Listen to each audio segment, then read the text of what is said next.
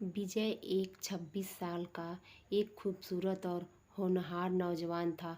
जब राज्य प्रशासनिक सेवा की परीक्षा पास कर वो अपने गृह जिले में एक उच्च पद पर आसीन हो गया, तब उसके सामने विवाह के लिए एक से बढ़ के एक खूबसूरत पढ़ी लिखी ऊंचे खानदान की रईस और नौकरीशुदा लड़कियों के रिश्ते की लाइन सी लग गई थी। विजय भली भांति जानता था कि शादी ब्याह कोई बार बार होने वाला काम नहीं है। एक बार जिससे शादी हो गई तो बस फिर 7 जन्मों का तो पता नहीं, इस जन्म का जीवन भर का साथ तो निभाना ही है। बचपन में ही एक सड़क दुर्घटना में पिताजी की मौत के बाद माँ ने कितने कठिनाई से उसे पाला पोस कर बड़ा किया, उसका भी उसे बखूबी अंजाम था। उसकी माँ ने अपने जीवन में बहुत अधिक कष्ट झेले हैं। जब अब वह सक्षम है तो अपनी माँ को अधिक से अधिक आराम और सुख पहुँचाना चाहता था। इस कारण भी अपनी शादी के लिए लड़की के चयन में वह अतिरिक्त सावधानी बरत रहा था। इधर जिन लोगों ने उसके पिताजी की असामयिक मौत के बाद उसकी तरफ एक बार झांक कर भी नहीं देखा था, वे लोग आए दिन किसी न किसी लड़की की सिफारिश लेकर आ धमकते थे। काफ़ी सोच विचार कर वो अपनी माँ और मामा की पसंद पर अपने लिए पूजा को चुन लिया। पूजा एक पढ़ी लिखी और खूबसूरत लड़की थी जिसके माता पिता की बहुत पहले एक सड़क दुर्घटना मौत हो गई थी। उसका पालन पोषण उसके चाचा चाची ने बड़े ही लाड़ प्यार से किया था। पूजा उसी शहर में स्थित एक सरकारी विद्यालय में शिक्षिका थी जहां पर विजय की पोस्टिंग थी। रिश्ता तय होने के बाद उन दोनों के आमने सामने एक दो बार की मुलाकात हो सकी थी।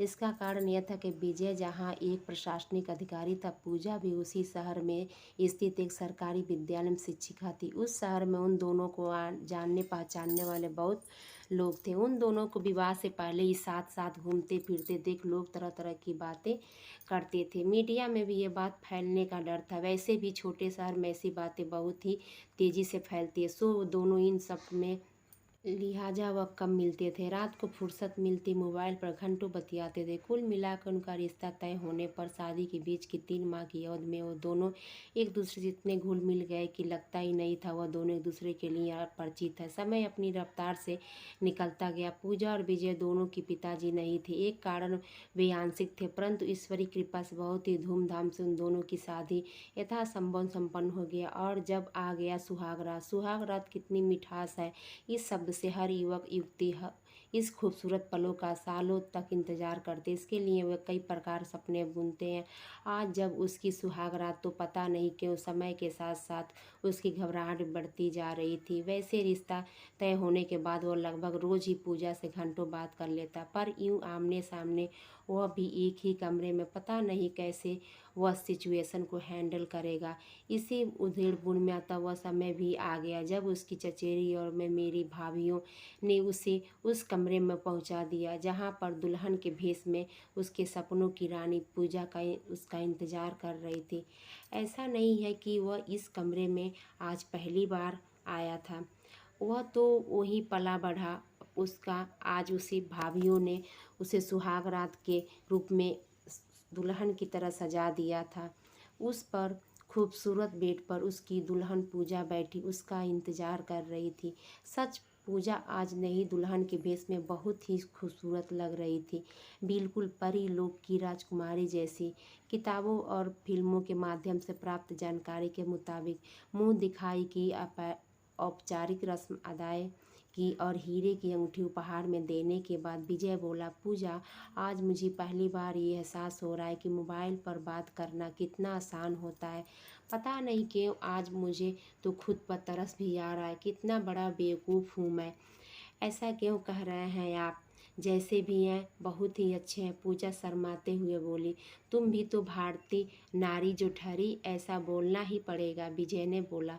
नहीं जी, ऐसी कोई बात नहीं है, पर आप आज ऐसा क्यों कह रहे हैं? पूजा ने शर्माते हुए कहा, अरे भाई, तुम कितनी खूबसूरत लड़की हो, तुमसे तो मुझे प्यार मोहब्बत की बातें करनी थी, पर मैं ठहरा एक किताबी कीड़ा। पिछले 3 महीने में लगातार मैं तुमसे साहित्य, कला, खेल, संस्कृति, राजनीतिक और पर्यावरण की चर्चा ही करता रहा हूँ, जबकि मुझे तो तुमसे पर्यटन, फैशन, फिल्म और प्यार मोहब्बत की बातें करनी थी, किस तरह रौब से बोल गया।